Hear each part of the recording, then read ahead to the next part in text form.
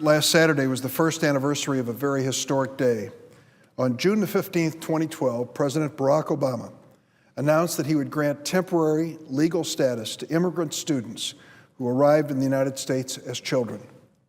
This status, known as Deferred Action for Childhood Arrivals, or DACA, allows these young people to live and work legally in America on a temporary basis without fear of deportation. June 15th, 2012 is the day that I'll never forget. It was personal. It was 12 years ago that I'd introduced legislation known as the DREAM Act. This bill gives immigrant students who grew up in this country a chance to earn their citizenship. I've worked hard to pass this bill for 12 years, and during that time, it has been my honor to meet hundreds of the young people who would be eligible for the DREAM Act. I don't know when it started, but we've started calling them, and they call themselves, the Dreamers. They were brought to the United States as children. They grew up in this country, and they've overcome some amazing obstacles. They're tomorrow's doctors, engineers, teachers, soldiers. They're young people who will make America a better country. But for most of their young lives, they've been trapped in a legal limbo, fearing that they could be deported away from their families, away from their homes, away from the only country they've ever called home, with just a knock on the door. Yet they've developed amazing lives with great potential. We've already invested in them, incidentally. They're educated here in America, and they have a great potential to make this country even better for the future generations. It just doesn't make any sense to walk away from the so many talents that they can bring to us. In 2010, Senator Richard Lugar of Indiana and I joined together across the aisle to ask the Obama administration to grant deferred action to Dreamers. President Obama wanted to give Congress a chance to act before using his executive power, and he said, "I know I have the authority, but let's see if you can pass the DREAM Act." Well, we brought it to the floor of the Senate. I remember that day, Mr. President, because it was a Saturday, if I'm not mistaken. That gallery was filled with young people in caps and gowns who were watching the debate on the floor of the United States Senate on the DREAM Act. We needed 60 votes because we faced a Republican filibuster.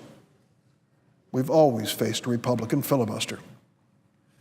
55 senators voted for it, which by most standards is a sufficient majority, but not by the U.S. Senate standard. We fell short, 5 votes short of defeating a filibuster. I watched those students file out of those doors, and then I left the floor of the chamber, walked downstairs to meet with them. There wasn't a dry eye in the room. They had just watched their dreams disappear right here on the floor of the Senate. 5 votes short. You see, the House, which you were serving in, Mr. President, had already passed the DREAM Act under the leadership of Speaker Nancy Pelosi, Howard Berman, Zoe Lofgren, and especially my colleague from Illinois, Luis Gutierrez.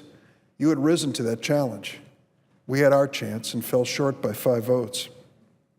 After that Republican filibuster of the DREAM Act, President Obama decided that he needed to take charge.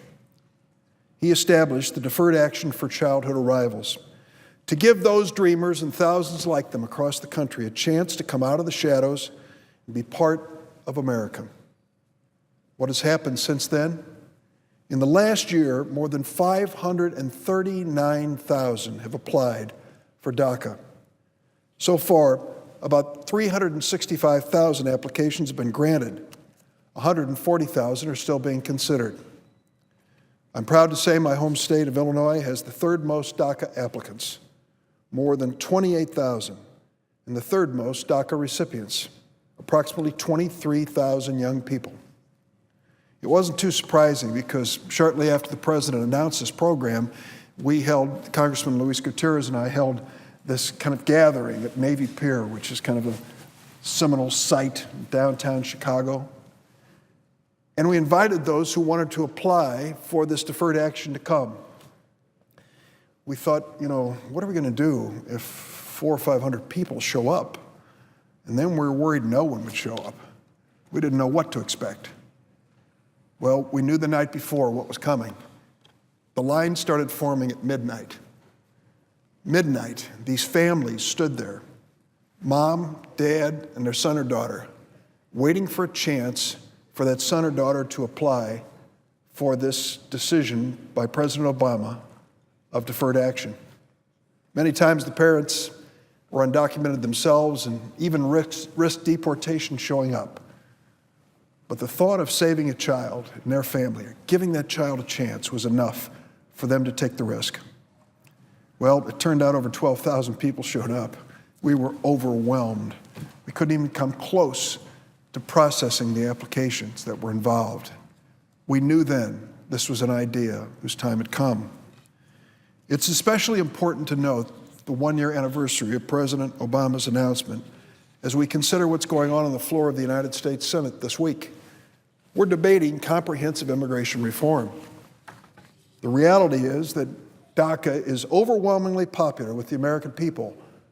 The American people, I have always trusted, have in their heart of hearts a goodness, an understanding, and a caring. They saw these young people brought here as babies, as infants, as little children, and they knew they'd not made the decision. Their parents made the decision to come here. If anybody did anything wrong and violated any law and overstayed a visa, whatever the circumstances, it wasn't the child, it was the parent. And they understand the basic element of justice, not just in America, but in life. And it's this: you don't hold a child responsible for the wrongdoing of a parent. Most Americans understood that and want to give these young people a chance.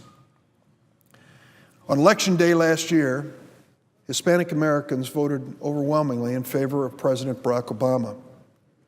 There were many Republican members of Congress, including my good friend Senator John McCain of Arizona, who heard that message loud and clear.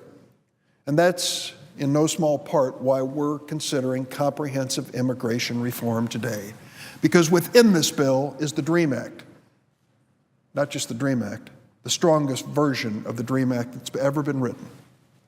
It's also important to note what happened to the Dreamers in the last year. These young Americans who are finally able to work legally in America have stepped forward to contribute their talents already. The Center for American Progress and the Bipartisan Partnership for a New American Economy has concluded that giving legal status to Dreamers will add $329 billion to America's economy and create 1.4 million new jobs by 2030. The economic benefit of legalizing 11 million undocumented could be even greater. According to the study by the Center for American Progress, if comprehensive immigration reform becomes law, undocumented immigrants will increase their earnings by 15% over 5 years, leading to $832 billion in economic growth, $109 billion in increased tax revenues, monies that will be paid by the currently undocumented immigrants who will become legally part of America in the next 10 years. It'll also create an estimated 120,000 jobs every single year. It is a growth engine. It always has been a growth engine in America. This nation of immigrants, when it builds on the strength and commitment of newcomers, is a stronger and better nation and continues to lead the world. How could we have forgotten that lesson of history? Conservative economist Douglas Holtz-Eakin concluded that immigration reform would actually reduce federal deficits by $2.7 trillion, add a full point to our economic growth, and raise GDP per capita by approximately $1,700.